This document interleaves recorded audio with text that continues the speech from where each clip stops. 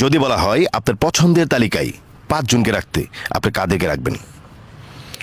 আমার বাবা, বাবা, আমার মা, ফাইন, আমার ভাই, ভাই, আমার বন্ধু বন্ধু, আর আমার বউ। আপনার বউ। Okay fine. এখন যদি বলা হয় এই 5 জনের মধ্যে 2 জনকে বাদ দিতে, তাহলে আপনি কোন 2 জনকে বাদ দিবেন?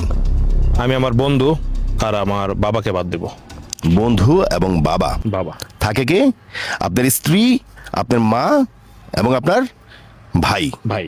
ওকে, এই 3 জনের মধ্যে যদি বলা হয় আরো 1 জনকে বাদ দিতে হবে, তাহলে আপনি কাকে বেছে নেবেন?